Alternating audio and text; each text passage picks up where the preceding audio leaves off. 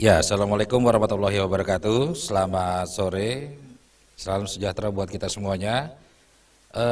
Terima kasih kepada teman-teman yang sudah bergabung. Sambil berjalan nanti kita menunggu teman-teman yang lainnya.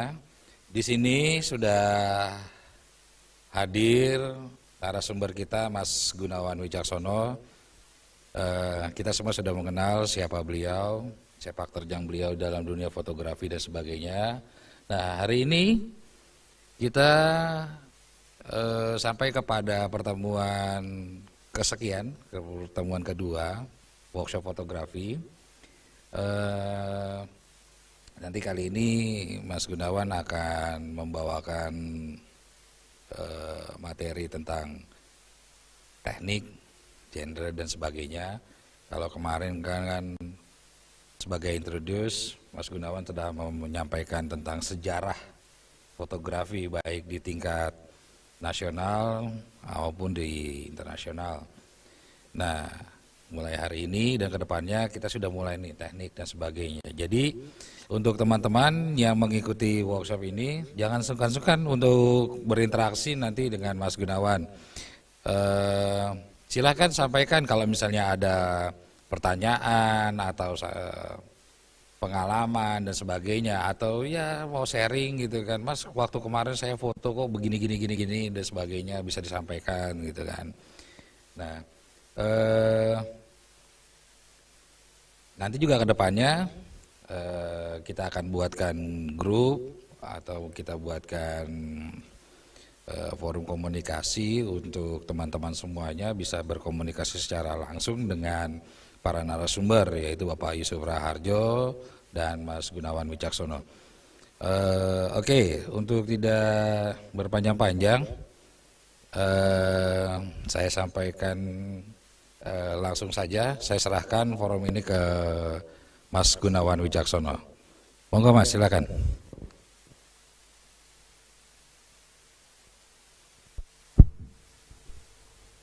Oke, terima kasih Mas Eko. Terima kasih waktu dan tempatnya. Assalamualaikum warahmatullahi wabarakatuh, teman-teman mahasiswa semua. Assalamualaikum warahmatullahi wabarakatuh. Selamat sore, salam sejahtera bagi kita semua. Seperti yang tadi sudah dibahas di prolognya Mas Eko, bahwa hari ini saya giliran untuk membawakan materi fotografi yang kedua setelah minggu lalu saya membawakan pada sesi pembukaan dan introduction kemarin, pekan lalu saya membawakan tentang sejarah fotografi dan foto ikon yang diciptakan di Indonesia dan dunia. Maksud saya adalah untuk memperkaya wawasan visual dari teman-teman mahasiswa sebelum hari ini kita mengancik pada materi yang terkait teknis, ya, lebih pada teknis, karena fotografi selain juga teknik kan kita juga perlu harus mengisi wawasan kita, wawasan visual kita. Makanya pekan lalu saya membawakan introduction berupa pengenalan image atau foto-foto yang ikonik di dunia, ya. Seperti itu. Hari ini saya mencoba memaparkan materi yaitu pengenalan teknik dan genre fotografi. Nanti teman-teman bisa kalau misalnya ingin mendapatkan materi ini juga nanti bisa kontak Makara Art Center, yaitu ke Mas Eko, boleh untuk mendapatkan PowerPoint-nya untuk dipelajari nanti lebih lanjut di rumah. Ini yang saya akan bahas di sini adalah pertama tentang pengenalan kamera dulu. Oke, kita masuk ke slide berikutnya.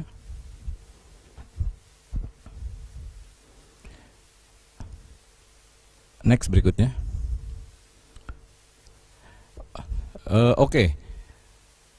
Kalau kita berbicara soal fotografi, kayaknya tidak mungkin kita melepaskan dengan bicara kamera, karena fotografi itu sebenarnya arti harfiahnya itu melukis dengan bantuan cahaya dengan alat bernama kamera. Nah, kalau kita ingin menciptakan sebuah karya foto tentu kita harus mengenali alat yang kita pakai. Nah, mengenali kamera ini kalau bahasa mahasiswanya itu sama seperti kita ketika kita interest terhadap lawan jenis. Misalnya gitu kan, bagi saya misalnya seorang perempuan ingin sayang terhadap seorang laki-laki, tentu kita harus mengenal karakternya, mengenal di mana karakter itu, di mana sisi kita untuk supaya dia senang, bagaimana supaya dia tidak ngambek. Nah, itu kita harus dikenal. Begitu pula dalam memotret. Memotret itu kita harus tahu ini tombol buat apa, ini feature buat apa. Itu kita harus mengerti. Karena apa? Karena memotret itu kita akan tahu, kita akan mengenal. Karena begini, tiap kamera itu mempunyai karakter masing-masing. Kamera mempunyai karakteristik tertentu, baik itu feature maupun tombol atau tools di mana kita harus mengatur intensitas cahaya, kita harus mengatur kecepatan, kita harus memindahkan ISO segala macam. Nah, itu kita harus mengenali. Karena apa? Karena setiap pabrikan, even satu merek, tapi dengan berbeda tipe aja itu sudah beda. Jadi yang pertama adalah kita harus mengenal kamera dulu. Di mana itu, bagaimana kita harus mengenal semua tools yang ada di body, semua tombol-tombol yang ada di lensa. Kita harus mengenal yang mana viewfinder. Viewfinder itu ya adalah jendela bidik seperti ini, di mana kita tools untuk memindahkan ISO, di mana kita gelang lens, kita memindahkan gelang fokus segala macam, itu kita harus paham. Nah, itu jika teman-teman di rumah mempunyai kamera SLR, saran saya adalah yang pertama itu mengenal, sebaiknya membaca dulu manual book. Karena biasanya yang dilupakan oleh konsumen atau pemotret ketika kita membeli alat atau membeli kamera itu biasanya melupakan manual booknya. Karena ingin gampangnya saja, kadang sering menggunakan program auto atau program di mana di sana kamera akan menghitung sendiri. Tapi saran saya sebaiknya kita harus mengenal dulu manualnya. Bagaimana nanti kita akan membuat perbandingan antara intensitas cahaya, di mana aperture, speed, dan ISO itu nanti akan berbanding lurus terhadap hasil foto secara teknis. Oke, slide berikutnya. Nah, yang berikutnya adalah teman-teman harus paling tidak harus mengerti yang namanya istilah yang namanya triangle exposure. Nah, di sana itu dalam triangle exposure itu ada 3 aspek yang nantinya akan menunjang sebuah foto tercipta baik secara kualitas teknik. Aperture itu nanti, triangle exposure itu, yang disebut triangle exposure itu adalah perbandingan antara aperture, shutter speed, dan juga ISO yang digunakan dalam pemotretan. Nah, seperti kita tahu, semakin tinggi ISO yang kita pakai itu dia semakin peka terhadap intensitas cahaya. Juga nanti semakin tinggi exposure juga berguna jika kita ingin menggunakan kecepatan-kecepatan tinggi dalam memotret. Misalnya untuk nanti yang akan saya jelaskan di halaman-halaman berikutnya di slide itu, nanti akan ada teknik macam-macam, ada teknik freezing, ada teknik panning, ada teknik zooming segala macam. Itu nantinya terkait. Nah, inilah kalau kita mengetahui manualnya, nanti kita akan paham bagaimana kita ingin membuat teknik-teknik tertentu yang akan kita mengkombinasikan antara ISO, speed, dan juga aperture. Nanti di situ efeknya juga akan berbeda-beda, hasil dari gambarnya juga akan berbeda-beda. Seperti itu. Nanti kita akan coba breakdown dalam contoh gambar. Next. Kemudian aspek berikutnya yang harus kita pahami dalam fotografi itu adalah angle. Apa itu angle? Yaitu kalau dalam bahasa Indonesianya mungkin lebih penerjemahannya adalah angle itu adalah sudut pandang, yaitu sudut pandang seorang fotografer atau seorang pemotret terhadap subjek yang akan dia potret. Nah, angle itu ada 3 dalam pemotretan. Yang pertama adalah high angle. High angle itu ada yang menyebutnya juga istilah yaitu bird eye view atau bird eye angle. Jadi angle mata burung, di mana burung itu posisinya ketika terbang pasti lebih tinggi dari manusia. Jadi yang disebut high angle itu atau disebut juga dengan angle mata burung itu adalah memotret dalam posisi si pemotret lebih tinggi keberadaannya atau posisinya daripada si subjek foto. Nanti kita akan lihat contoh-contohnya. Yang angle kedua adalah angle netral. Angle netral itu juga ada yang menyebut sebagai eye level angle.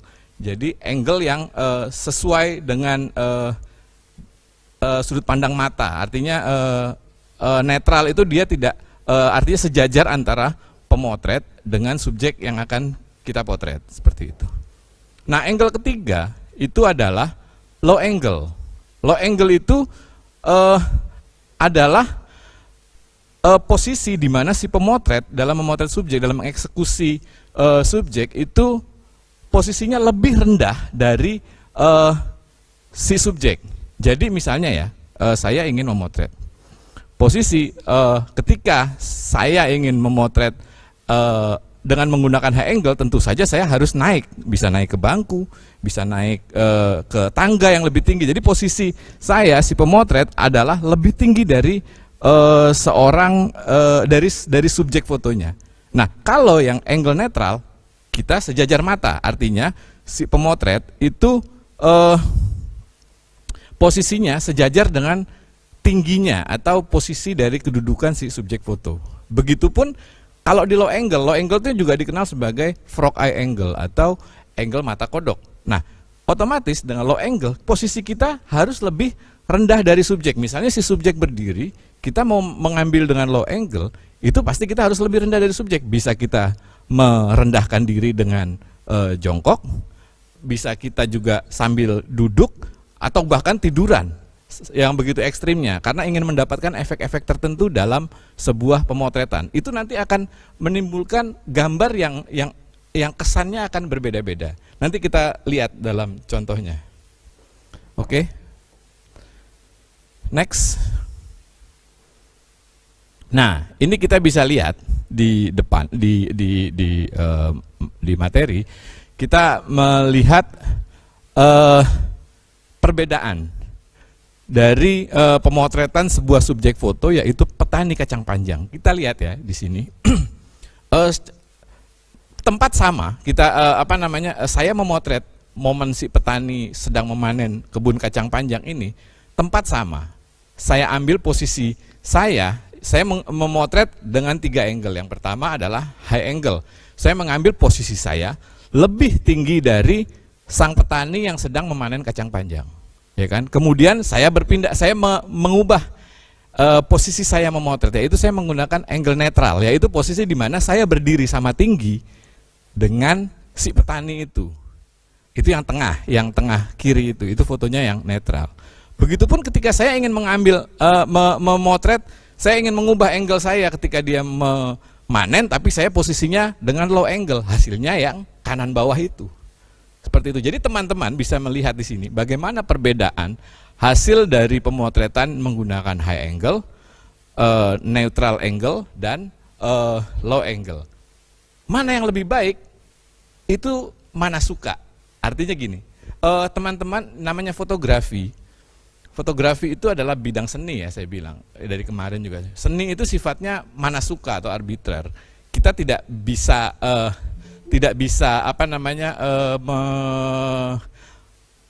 mengklaim mana yang lebih baik dari 3 angle ini, karena ini terkait rasa, terkait selera, di mana orang menyukainya. Makanya lebih baik kalau kita memotret, selagi kita bisa mengeksplor dengan memperkaya berbagai macam angle, lakukanlah jikalau memang waktu pemotretan kita masih sempat. Jadi kalau misalnya kayak momen-momen ini, misalnya seperti ini kan dalam kalau dalam jurnalistik terkait dengan foto-foto feature. Nah, ini bisa kita explore karena waktunya lama. Ini bisa rentang waktunya saya bisa motret 10 menit, bisa 15 menit, kan ada waktu rentang waktu lama. Nah, jadi kita bisa memindah-mindahkan angle, bisa menggunakan format nanti horizontal maupun vertikal atau landscape maupun portrait, itu kita bisa mengubah, mengeksplor. Nantinya kita akan mempunyai banyak pilihan gambar dengan kita melakukan exploring itu. Oke ya, dari sampai sini teman-teman saya harap bisa memahaminya. Oke, next berikut. Nah, selain aspek angle, dalam memotret itu teman-teman juga harus memperhatikan format frame. Format frame itu adalah bagaimana kita meletakkan subjek dalam frame yang akan kita buat. Nah, format frame ini adalah terbagi dua, yaitu landscape dan portrait. Kalau landscape itu yang mendatar, ada yang bilang horizontal, ada yang bilang landscape, sama aja. Atau portrait itu meninggi atau vertical frame. Nah, di sini sama seperti tadi saya jelaskan di angle tadi, semakin kita punya variasi gambar secara angle, secara format, frame, itu kita akan memperkaya pilihan gambar kita. Jadi selagi kita masih bisa explore. Setelah kita memotret dengan format landscape, kita membidik. Ketika kita membidik gitu kan, sudah kita jepret gitu kan, kita bisa, karena waktu kita memotret masih panjang, kita bisa memindahkan lagi dengan cara membuat format yang berbeda, yaitu format portrait seperti ini. Nah, itu nanti akan membuat banyak berbagai macam stok-stok visual, stok-stok gambar yang nantinya kita mempunyai banyak pilihan. Karena nanti juga ketika kita akan yang dipergunakan tuh nantinya misalnya untuk apa? Untuk advertising atau untuk kebutuhan media. Karena nanti misalnya space-nya cuma satu foto, ya nggak apa-apa. Dari sekian banyak yang kita ambil dari variasi gambar itu nanti kita bisa tentukan yang terbaik tergantung kebutuhannya. Apakah landscape kah atau portrait kah nanti yang terbaik. Oke ya, next. Nah, ini coba kita perbandingkan format yang saya bikin dalam memotret sebuah proyek konstruksi di daerah Lebak Bulus. Ketika saya jalan naik motor gitu kan, sore hari, saya menemukan momen di mana ada sebuah proyek konstruksi. Saya hentikan motor, saya keluarkan kamera seperti ini. Wah, saya menarik nih. Saya karena dari ini sudah mulai sore, cahaya sudah mulai senja, saya buatlah semacam gambar siluet gitu kan. Nah, pertama yang saya lakukan adalah, wah ini menarik nih, coba nih saya potret. Pertama saya ambil dengan format frame portrait, jadinya seperti ini. Bisa teman-teman lihat. Nah, next slide berikutnya. Nah, ketika saya sudah dapat portrait, saya ingin mengeksplor lagi. Saya kebiasaan gitu, saya selalu tidak memotret dengan satu format, tidak memotret dengan satu angle. Kalau misalnya masih bisa dengan cara lain, saya akan explore. Nah, ketika habis saya memotret dengan portrait, saya lakukanlah pemotretan dengan landscape. Jadinya seperti ini. Gitu. Sama tempatnya, lokasinya sama, posisi saya motret juga sama. Bedanya adalah saya mengubah frame kamera atau frame gambar. Jadinya ya seperti tadi, mana yang lebih baik kita serahkan kepada nanti ketika kebutuhan gambar, apakah yang muncul itu nanti bisa portrait, bisa landscape. Bisa dipahami ya teman-teman ya. Oke, next. Setelah angle, setelah format frame, aspek berikutnya dalam fotografi yang sebenarnya wajib kita pahami itu adalah komposisi. Komposisi itu adalah bagaimana kita menyajikan sebuah subjek foto dalam sebuah frame. Nah, jadi teman-teman coba tanamkan di kepala teman-teman dulu bahwa komposisi itu adalah bagaimana kita menyajikan porsi sebuah subjek itu akan kita sajikan dalam dalam sebuah bingkai foto seperti itu. Nah, nanti kita coba membreakdown kok ada macam komposisi apa aja sih yang di dalam fotografi. Oke, next.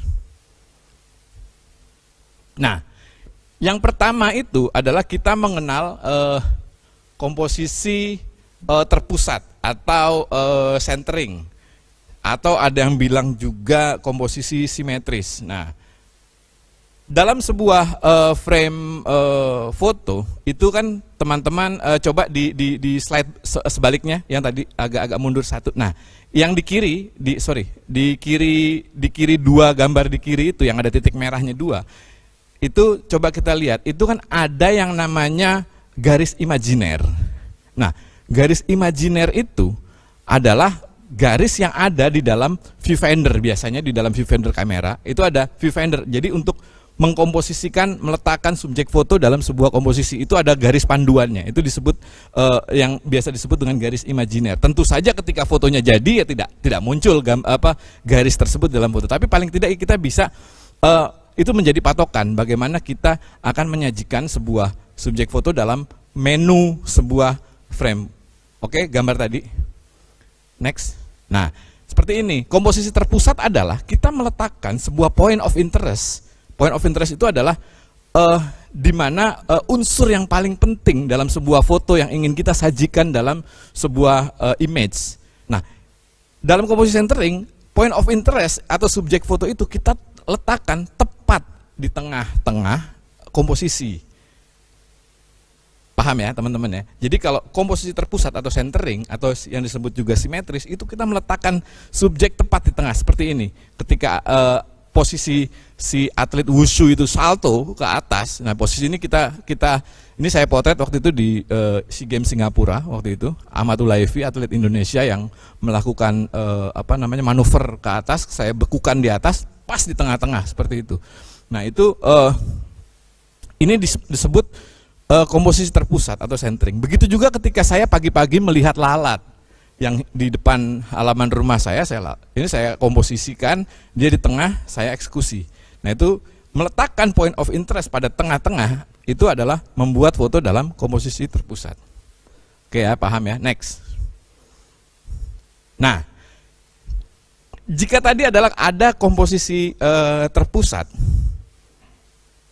yang sekarang dikenal adalah komposisi rule of third. Jadi teman-teman harus nanti coba, nanti di minggu-minggu berikutnya akan saya minta teman-teman untuk mencoba membuat gambar atau membuat foto dengan berbagai macam komposisi seperti ini ya. Nanti bisa diserahkan ke Mas Eko, ke Makara Art Center. Nah, kalau tadi komposisi terpusat, ini adalah komposisi rule of third.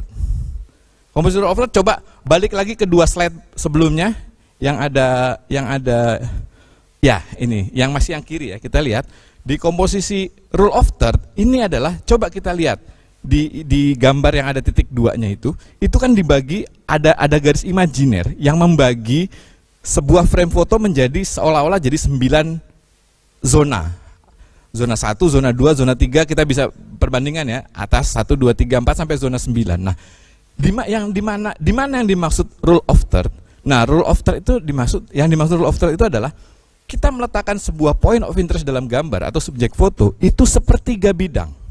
Sepertiga bidang mana? Bisa sepertiga bidang kiri, bisa sepertiga bidang kanan, bisa sepertiga bidang atas, bisa sepertiga bidang bawah. Tergantung kita ingin meletakkan subjek foto itu terhadap lingkungan atau lokasi pemotretannya itu. Jika kita ada sisi menarik di kanan di kiri, kita bisa manfaatkan itu sebagai elemen lain dalam pelengkap foto. Tapi subjek foto harus kita letakkan sepertiga bidang, baik kiri, kanan, atas maupun bawah. Oke, balik lagi ke tadi yang rule of third. Ya, kita lihat ini ya, dua penari. Ini adalah kolaborasi antara pentas kolaborasi antara tari Jawa dan Bali. Si penari menampilkan gerakan-gerakan, komposisi gerakan antara tarian Bali dan Jawa. Nah, ini kita lihat komposisinya. Saya meletakkan, ketika memotretnya saya meletakkan si duet penari ini ada di sepertiga bidang kiri. Makanya saya membiarkan 2/3 bidang kosongnya, membiarkan 2/3 bidang itu kosong, seperti itu. Jadi karena dia menghadapnya ke sana, ke arah kiri dari penari. Nah, jadi saya membuat membiarkan 2/3 bidangnya itu kosong. Begitupun yang bawah, yang gambar yang kanan, di mana seorang ibu sedang memandikan anaknya di Sungai Ciliwung. Nah, saya meletakkan si subjek foto atau point of interest ini adalah di 1/3 bidang bawah. Kalau tadi yang penari tadi saya meletakkan di 1/3 bidang kiri.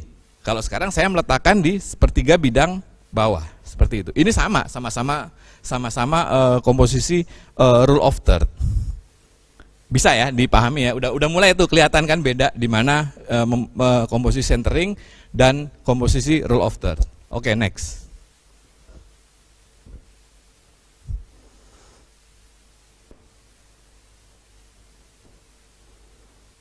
Nah, berikutnya kita coba dibesarkan gambarnya. Nah, komposisi ketiga adalah komposisi golden triangle. Golden triangle ini kalau bahasa Indonesianya apa ya? Segitiga emas? Ya, kira-kira segitiga emas. Jadi artinya gini, coba lihat yang gambar kiri. Nah, golden triangle ini adalah bagaimana kombinasi elemen-elemen terhadap bagaimana elemen-elemen dalam seluruh gambar di dalam sebuah komposisi itu membantu point of interest dalam hal ini, dalam komposisi ini. Misalnya anak berlari dengan latar pemukiman adat di Ratenggaro di Sumba pada waktu itu saya memotretnya. Nah, mana yang penting? Seluruhnya penting. Makanya di sini adalah bahwa point of interest bisa si anak dalam konteks dia berlari di lingkungan yang indah, artinya di kampung adat yang memang juga bisa menjadi point of interest. Jadi istilahnya seluruhnya penting dalam komposisi ini.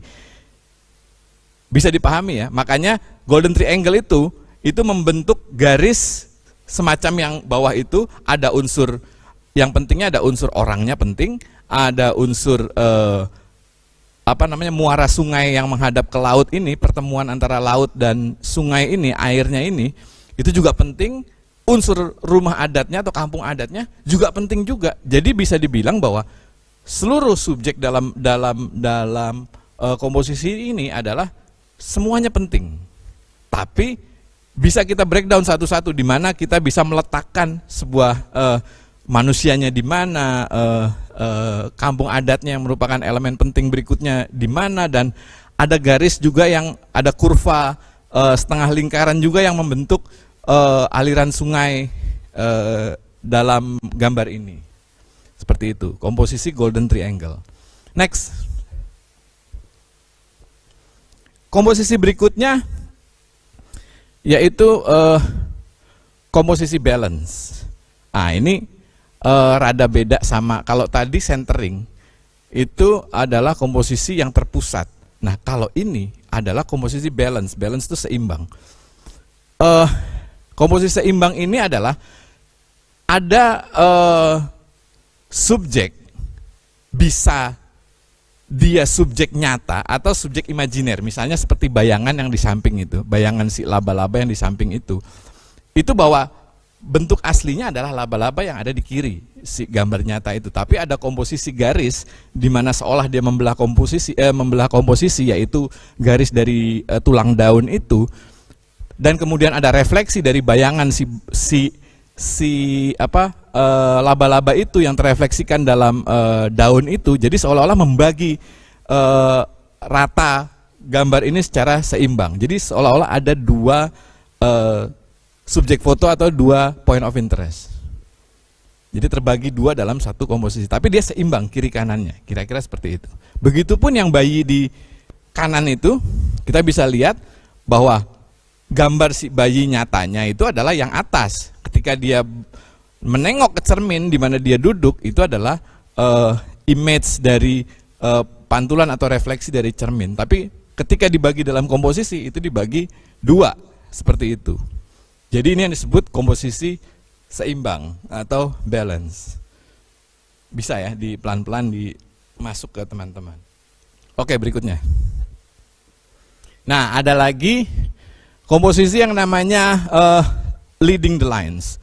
Leading the lines itu istilahnya komposisi yang mempunyai kekuatan di unsur garis atau grafis, bahwa ada sebuah point of interest atau subjek foto yang sebenarnya sebagai subjek utama, yaitu kalau di gambar kiri itu adalah taksi yang warna biru. Saya memotret dari kamar hotel saya ketika di Singapura, ada taksi melintas, wah ini keren nih secara komposisi. Nah, saya eksekusi dari atas dengan angle apa? Dengan angle high angle seperti itu tadi. Ada garis-garis di mana si mobil yang akan menuju ke arah kanan itu dibuat guidance lines seperti itu. Guidance lines yang seolah-olah itu ini memotret seperti ini juga membutuhkan apa? Membutuhkan kemampuan imajinasi dari seorang pemotretnya. Bagaimana dia harus memanfaatkan garis, harus memanfaatkan grafis yang ada di alam. Artinya yang ada di alam kalau dalam hal ini perkotaan ya, garis-garis jalan. Atau yang kanan, bagaimana percabangan sungai di anak sungai Mahakam. Waktu itu saya potret ketika masih di hulu dari atas, dari pesawat. Ketika ada perahu ketinting yang melewati itu, nah saya komposisikanlah dia dalam jalur di mana dia tadi sudah berjalan gitu, yang merupakan berbagai macam garis lekukan cabang anak-anak sungai tersebut seperti itu. Jadi ini yang disebut komposisi leading lines.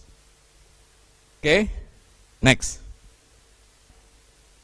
Nah, setelah yang berikutnya adalah yang disebut komposisi golden ratio. Nah, golden ratio ini sama seperti golden triangle, hampir sama. Cuma dia kalau tadi masih ada tiga pembedanya atau pembaginya. Kalau ini dia hampir keseluruhannya itu adalah subjek penting, artinya adalah elemen-elemen penting, sama seperti tadi, sama-sama elemen penting, tapi dia lebih secara keseluruhan mata tidak terpenggal-penggal dalam berbagai macam aspek. Kalau yang tadi golden triangle masih kita bisa melihatnya perbagian-perbagian. Kalau ini adalah masih seperti langsung secara keseluruhan, ini adalah seluruhnya bagian penting dalam sebuah komposisi. Seperti yang di bawah itu ada guidance lines-nya, kita bisa lihat yang mana komposisi golden ratio itu seperti itu. Ada subjek foto di tengah pemandangan atau alam yang menarik, semuanya menarik dalam unsur ini. Seperti itu, yaitu yang disebut komposisi golden ratio. Oke, next. Nah, kalau tadi kita membicarakan teknik, ada angle, ada komposisi, ada format frame. Nah, kita coba masuk ke jenis-jenis teknik pemotretan. Oke, next. Nah, berbagai macam jenis teknik pemotretan itu, yang pertama itu adalah jenis freezing. Freezing adalah teknik membekukan gambar subjek foto dengan menggunakan kecepatan tinggi pada kamera. Ini yang tadi saya bilang dalam dalam pemotretan fotografi itu ada kaitannya antara speed, aperture, dan dan ISO. Nah, ini terkait dengan kita ingin menggunakan kecepatan apa, menggunakan diafragma berapa atau aperture berapa, kita menggunakan speed berapa. Nah, kalau kita ingin membekukan gambar yang cepat, misalnya semprotan balon sabun ini, kita bisa merekamnya, karena kan ketika disemprot itu kan cepat kan, set, dia jadi balonnya itu cepat. Bisa dibesarkan ini gambarnya, Mas Eko. Nah, untuk merekam atau membekukan gambar ketika balon ini tercipta, ini harus menggunakan kecepatan yang tinggi, yaitu bisa dimulai dengan kecepatan 1/500, 1/1000, atau di atasnya lagi 1/2000, 1/4000, tergantung kebutuhannya. Kita sudah mampu membekukan gambar itu sampai sampai dengan kecepatan berapa? Kalau udah cukup dengan 500, ya udah 500 saja. Kalau kita butuh kecepatannya tinggi lagi, misalnya untuk membukukan motor yang melintas dengan cepat, kita ingin menghentikannya atau membuat dia freeze atau beku, tentu dengan kecepatan yang lebih tinggi. Nah, ini seperti ini hasilnya, yaitu membekukan subjek foto dengan menggunakan kecepatan tinggi pada kamera. Ini hasilnya freezing. Jadi freeze, semua gambar terekam dengan terekam beku. Oke, next. Nah, ini adalah contoh freezing berikutnya. Contoh freezing berikutnya yang yaitu bagaimana saat petani saat musim panen itu memanen berasnya, memanen padinya, padi yang sudah menguning dia setelah dia tebas, setelah dia babat dari sawah. Fase berikutnya adalah merontokkan gabah itu. Nah, dalam fase merontokkan gabah ini, saya ingin merekam bagaimana sih pecahan gabah itu ketika dihantam di alat perontok padi itu supaya dia terekam beku atau terekam freeze. Makanya saya menggunakan kecepatan tinggi. Coba kita lihat, besarkan gambarnya. Teman-teman bisa lihat bagaimana muncratnya bulir-bulir beras ketika dipukul di alat perontok itu, jadi dia muncrat ke atasannya. Posisi saya, nah kalau kita balik lagi ke angle tadi, posisi saya ketika memotret ini adalah low angle. Posisi saya adalah lebih rendah dari si petani itu. Jadi bahkan saya tidak hanya jongkok, bahkan kamera saya letakkan di bawah sampai si petaninya bilang, "Mas, nanti kameranya rusak, kena ini, kameranya kotor." Nggak apa-apa, Pak, saya memang cari kotornya. Padahal saya ingin mencari, kalau saya mengambil efek dari atas, mungkin pecahannya tidak akan se ekstrim atau seperti ini. Makanya saya ambil angle rendah supaya bulir pecahnya itu seperti sangat banyak seperti itu, jadi seperti hujan. Makanya foto ini saya beri judul waktu itu adalah hujan beras. Nah, kalau minggu lalu Mas Eko bilang saya pernah menjuarai foto di mana-mana, ada di pertanian di mana. Nah, foto yang saya juara 1 lomba pertanian nasional adalah ini. Kalau teman-teman mau lihat, coba balik lagi ke gambar ini. Saya ingin cerita karena apa? Saya memotret foto dengan memotret momen ini bukan dengan kamera profesional, tidak menggunakan kamera SLR seperti yang saya pegang ini, karena saya sedang tidak dalam dinas, saya sedang libur. Nah, ketika libur saya cuma membawa kamera pocket pada waktu itu yang saya taruh di tas pinggang. Saya motret, tapi saya manualkan, saya pindahkan dengan kecepatan tinggi 1/1000. Ketika ini saya taruh di bawah, cepret seperti itu. Nah, seperti yang saya bilang pada pekan lalu bahwa apa sih kamera yang terbaik? Kamera yang terbaik itu adalah kamera yang kamu punya atau kamera yang kalian punya. Karena apa? Kalau kita dengan kamera yang kita punya, kita selalu bisa, yang penting kita punya wawasan bagaimana kita mengkonsep atau meng-create sebuah gambar. Ini gambar mau diapakan? Dengan speed up, dengan speed berapa, dengan lensa berapa, dengan angle apa. Yang penting kita punya ide untuk menciptakan sebuah gambar seperti itu. Jadi jangan tergantung alat, yang penting ide. Kita optimalkan kamera yang ada seperti itu. Oke, kita ke gambar berikutnya. Nah, selain teknik freezing, di dalam fotografi itu juga dikenal teknik panning. Kalau Pak Yusuf ya, Mas Yusuf Raharjo, kemarin di dalam videografi itu mengenal teknik pan kanan, pan kiri, bagaimana pergerakan kamera videografi itu dari kanan ke kiri untuk merekam pergerakan subjek foto, diikutin gerakannya dari kiri ke kanan, dari kanan ke kiri, dari kiri ke kanan. Itu adalah pan kanan, pan kiri dalam videografi yang kemarin dijelaskan oleh Pak Yusuf. Karena pada dasarnya videografi dan fotografi hampir sama, cuma bedanya dia gambar moving, kalau fotografi gambar still. Nah, dalam teknik panning sama.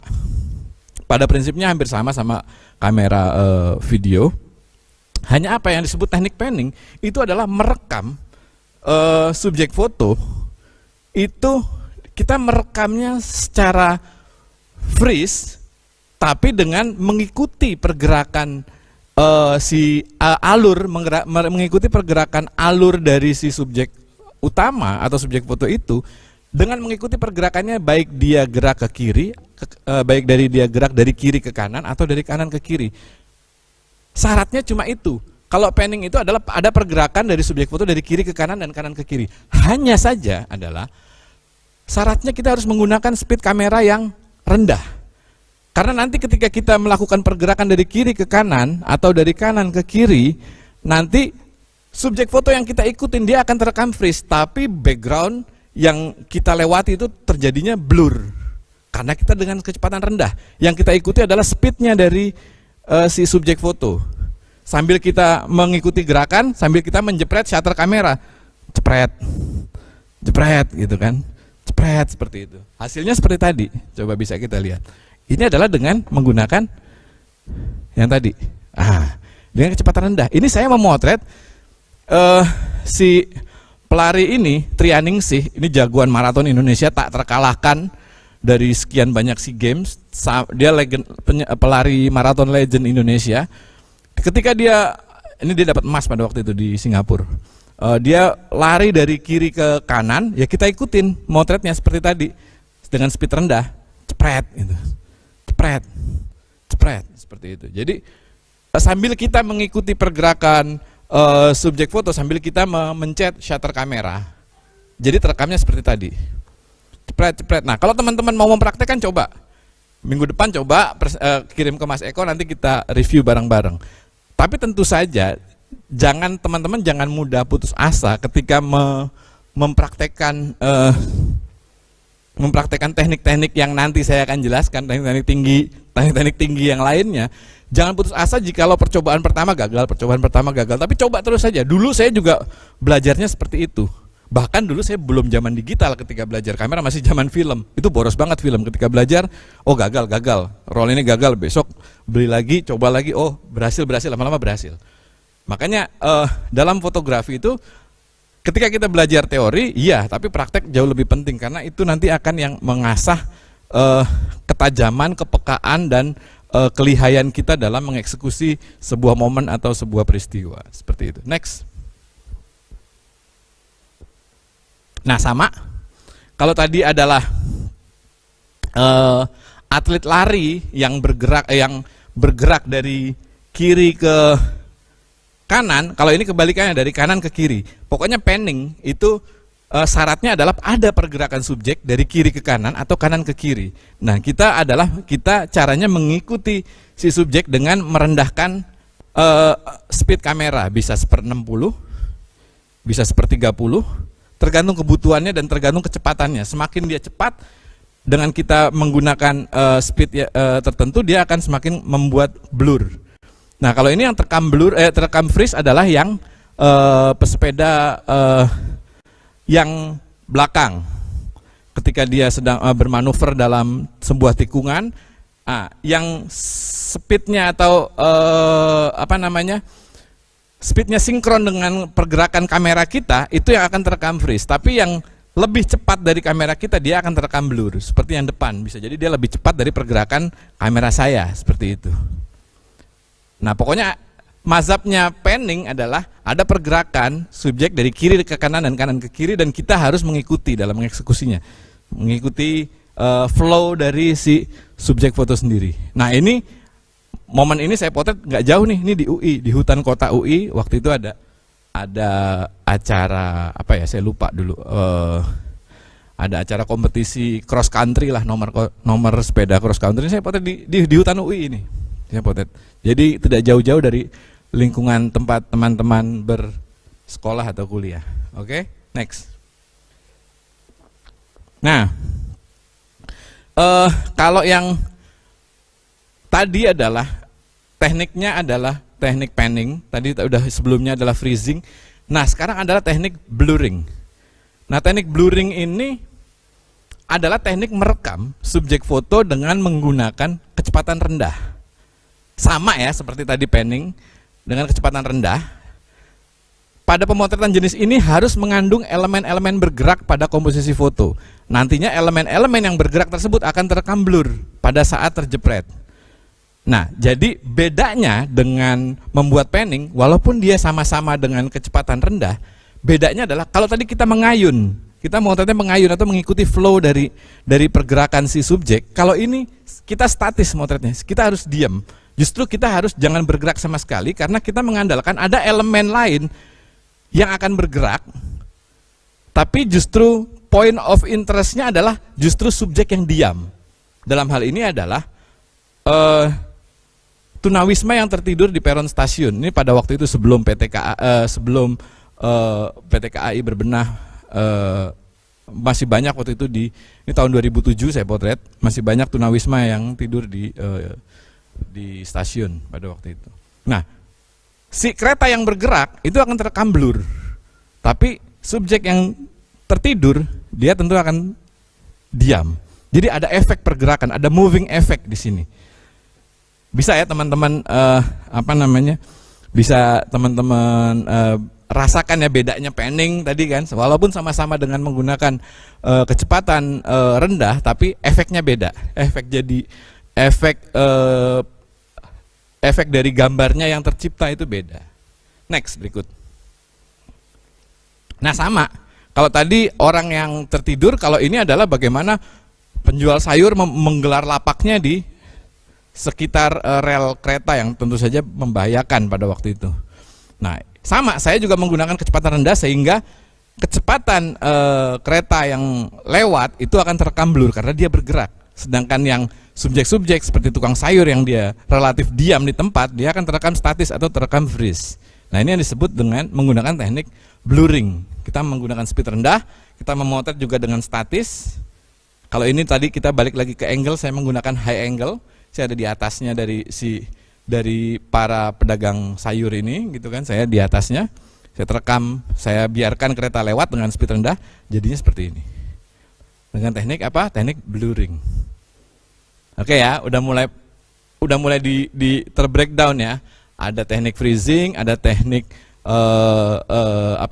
panning, ada teknik blurring. Nah, berikutnya adalah teknik zooming. Nah, teknik zooming ini mungkin secara teknis ini adalah teknik lanjutan sebenarnya. Tapi nggak apa-apa, saya walaupun ini teknik lanjutan, saya tetap harus menceritakannya karena ini saya akan mengenalkan semua teknik yang ada di fotografi. Ini adalah teknik lanjutan di mana membuat gambar dengan teknik ini adalah susahnya tingkat lanjut. Artinya ya perlu beberapa kali percobaan. Saya pun sampai sekarang juga tetap memotret dengan teknik ini juga jarang sekali, kalau sekali cepret jadi. Perlu beberapa kali, bisa 3, bisa 5 baru jadi perfect seperti ini gitu. Karena ini adalah teknik lanjutan. Nah, syarat memotret dengan teknik zooming ini tentu saja harus dengan lensa zoom. Tahu kan teman-teman lensa zoom? Lensa zoom tuh lensa yang dia bukan lensa fix, tapi misalnya ada lensa zoom itu ada vario antara 70-200 seperti ini. Lensa 70 range 70 sampai 200 mm itu adalah lensa zoom. Nah, balik lagi ke tadi gambar tadi. Syarat untuk menciptakan gambar dengan teknik zooming tadi itu yang syarat mutlaknya adalah kita harus menggunakan lensa zoom dan kita harus menggunakan mode manual. Coba balik lagi ke gambar tadi. Nah, dengan kita menggunakan mode manual, kita bisa mengobrak-ngabrik, tanda petik ya. Kita mengobrak-ngabrik, kita bisa menggunakan speed rendah, kita bisa menggunakan memindahkan ISO seperti yang kita mau. Dengan speed rendah, tentu kita harus mempaskan atau mengepaskan antara speed priority kita. Misalnya ini saya memotretnya pakai 1/15 second. Nah, otomatis nanti saya akan mencari aperture-nya untuk menyesuaikan supaya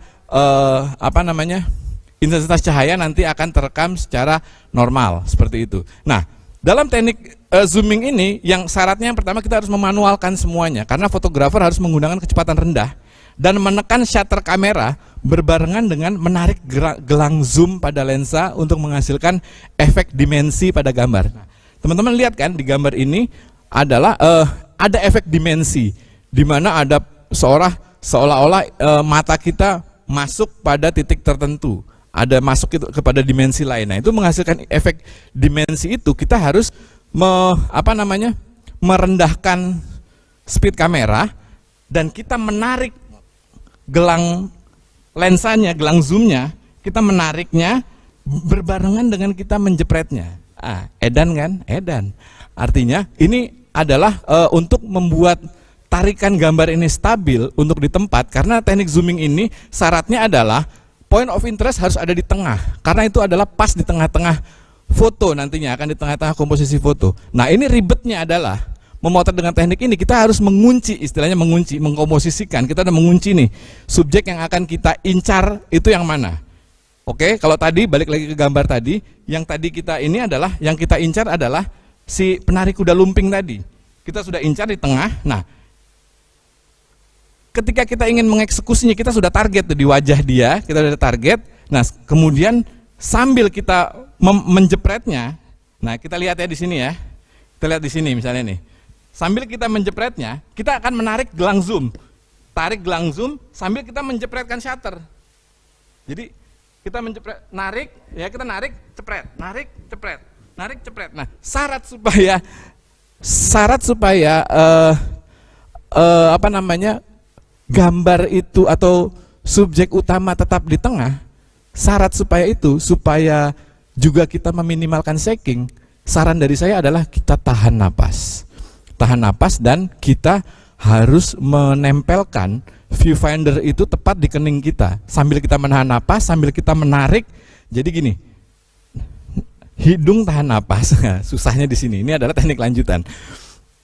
Sambil hidung menahan napas, sambil kamera kita tempelkan di kening, otomatis mata juga menempel di viewfinder gitu kan, sambil tangan kita itu merekam, tangan kita itu menarik gelang zoom, sambil tangan kanan kita menekan shutter kamera, cepret, cepret, cepret gitu, dan kita harus menahan, tahan napas, cepret, cepret, cepret. Hasilnya seperti tadi. Coba balik lagi ke tadi, hasilnya seperti itu. Makanya saya bilang memotret dengan teknik ini adalah ribet, dan ini kenapa teknik lanjutan, karena tidak semua fotografer telaten untuk membuat teknik seperti ini. Saya pun dulu belajarnya sebelum era digital, saya bisa berroll saya habis untuk mempelajari teknik ini yang diajari oleh bapak saya. Pada itu bapak saya kebetulan fotografer juga, itu dilatih saya dari kecil untuk teknik tahan napas, teknik menjepret dengan stabil seperti itu. Jadi saya bilang menjadi seorang fotografer itu diperlukan banyak effort juga ya. Ya, kita harus paham matematika, kita harus tahan, kita juga bisa mengukur IPA-nya, ilmu pengetahuan alamnya juga harus tahu bagaimana kita memperhitungkan datangnya sinar segala macam, itu kan ilmu pengetahuan alam. Kita bisa tahu momen-momen penting atau momen-momen puncak di mana kita bisa mengeksekusi dengan baik dalam konteks peristiwa budaya seperti itu. Jadi kita bisa meramunya. Kita akan menjadi, semakin kita punya banyak wawasan, semakin kita menjadi fotografer yang kaya akan wawasan, kaya akan teknik, kaya akan kemampuan, kaya akan referensi, macam-macam. Nah, itu dibutuhkan untuk menjadi seorang fotografer yang baik. Kalau cuma jadi fotografer atau tukang motret yang cuma sekedar menjepretkan kamera, ya itu sekarang semua sudah bisa. Bahkan dengan kamera ponsel pun kita juga sudah bisa mengaku sebagai fotografer dengan kita menjepret kamera. Tapi fotografer yang seperti apa? Kita harus memperkaya diri kita dengan berbagai macam teknik, wawasan, pengetahuan tentang lighting segala macam. Nah, itu seperti itu. Oke, next. Nah, sama seperti tadi. Kalau tadi adalah peristiwanya adalah penari kuda lumping, pentas kuda lumping, kalau sekarang adalah pentas jaipongan. Nah, saya ingin membuat sama seperti tadi, mazhabnya sama seperti tadi. Saya merekamnya dengan syarat merendahkan speed, mengunci si subjek ada di tengah, saya menarik gelang gelang zoom berbarengan dengan saya memencetkan shutter kamera dan tahan napas. Jepret, jepret, jepret, jepret, seperti itu.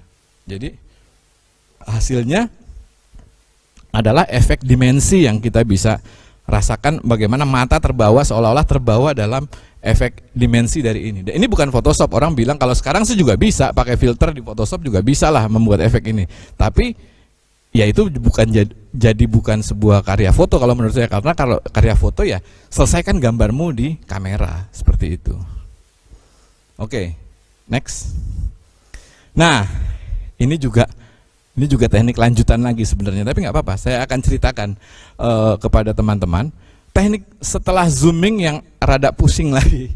Namanya juga spinning ya. Ini ada teknik namanya spinning. Spinning itu adalah, ini ada teknik lanjutan. Coba balik ke tadi. Ini adalah teknik lanjutan. Spinning adalah teknik merekam gambar dengan cara memutar kamera selama proses pencahayaan dengan kecepatan rendah. Seperti halnya teknik zooming, teknik spinning ini juga merupakan teknik-teknik lanjutan dalam skill fotografi. Nah, jadi tidak sembarangan kita juga ingin membuat teknik ini. Jadi saya dalam saat memotret ini saya menggunakan flash, tapi sinkronisasi saya ubah. Nah, beda lagi tuh. Sinkronisasi saya ubah. Jikalau aslinya sinkronisasi di kamera saya adalah di per 125, maka saya memotretnya ini dengan cara memanualkan flash body. Waktu itu nggak apa-apa, flash body nyala otomatis nggak apa-apa, tapi speednya saya buat lebih rendah dari sinkronisasinya, yaitu 1/15 pada waktu itu. Nah, sambil balik lagi ke gambar tadi, gambar yang si petani kedelai melakukan sortasi kedelai hitam ini, ketika dia memutar-mutar tampah itu, saya pun demikian, saya putar kamera saya. Jadi, tapi saya waktu itu menggunakan kameranya, lensanya lensa wide ya, lensa lebar pada waktu itu. Saya dengan waktu itu pun juga tidak dengan flash yang pro ya, tapi flash body pada waktu itu. Nggak apa-apa saya buka, tapi sinkronisasinya saya ganti, saya manualkan, saya lebih rendah. Ketika si petani memutar tampah untuk melakukan sortasi kedelai, saya pun melakukan spinning juga di kamera saya putar gini, cepret, cepret, cepret. Tapi memang tidak seperti yang teman-teman bayangkan bahwa one shot one kill itu jarang terjadi. Artinya saya juga berkali-kali menjepretkan itu, karena pergerakan spinning saya untuk merekam seperti ini harus juga dengan sinkron dengan gerakan spinning dari si mbok-mbok petani ini, seperti itu. Jadi ketika dia spin, saya spin juga kamera. Sat, seperti itu. Pusing kan? Nggak apa-apa. Tapi nanti coba teman-teman praktekkan, karena juga fotografi itu tidak bisa dipahami dalam tempo sesingkat-singkatnya seperti teks proklamasi, tapi perlu adanya uji coba dan uji coba berikutnya seperti itu. Jadi semakin banyak kita menguji coba, itu akan semakin baik dan kita akan semakin paham dengan kemampuan kita. Oke, next. Nah, sama, ini juga teknik masih spinning. Kalau tadi adalah si ibu, jadi saya sama tekniknya, sama seperti tadi, menggunakan flash, tapi flashnya saya tidak sinkronkan dengan kamera saya buat jauh lebih rendah dari sinkronisasi di kamera. Nah, kalau tadi petaninya ikut men-spin tampah tadi ya, dia ikut memutar tampah tadi, saya juga ikut memutar. Kalau ini murni si orang yang melakukan zikir ini murni diam, artinya tetap di tempat dia berdoa gitu kan, di tengah jamaah gitu, dia melakukan doa seperti tadi. Nah, ini saya nyalakan body kamera, terus kamera saya spin. Ketika saya memotret, ada dengan speed lambat tentu saya bisa pakai 1/15, bisa sampai di bawahnya lagi, bisa 1/8 saya pakai. Ketika saya motret, cepret, saya spin. Jadinya seperti ini. Cepret saya spin. Jadi saya jepret tapi baru saya bergerak, ada gerakan lanjutan untuk membuat efek spin. Seperti itu. Nah, ini ya teknik lanjutan sih. Saya juga dulu belajarnya juga harus dengan sabar karena tidak one shot one kill juga gitu loh. Jadi mesti ada percobaan berikut, percobaan lagi. Gitulah fotografi. Oke, next. Setelah freezing, setelah panning, setelah blurring, setelah zooming, setelah apa tadi berikut tadi spinning, ada lagi teknik yang disebut teknik siluet. Nah, teknik siluet ini, siluet artinya bayangan. Dengan kata lain, subjek dalam foto total menutupi sumber cahaya yang datang, maksudnya ini kok, yang datang dari arah belakang subjek. Jadi aturan baku saat membuat foto siluet itu adalah subjek foto harus terekam total hitam. Paham ya? Jadi siluet itu adalah bayangan hitam. Jadi prasyarat untuk memotret ini adalah sumber cahaya pasti harus dari posisinya ada di belakang subjek foto. Artinya si subjek foto total menutupi sumber cahaya. Nah, seperti ini ketika ada pekerja memasang billboard di lampu merah di seputar persimpangan jalan, saya memotretnya seperti ini. Jadi terekam siluet. Oke, next. Nah, sama seperti tadi, ini juga siluet. Lihat ya, sumber cahaya adanya dari mana? Dari belakang subjek. Yaitu saat matahari terbenam di Kute. Waktu itu saya memotret ada anak yang bermain-main di itu. Saya membuat siluet dari anak yang sedang bermain di senja hari, seperti itu. Syaratnya adalah membuat siluet cahaya harus datang dari belakang. Oke, bisa dipahami oleh teman-teman sampai di sini. Ada yang mau nanya dulu, boleh? Kalau ada yang mau nanya dulu.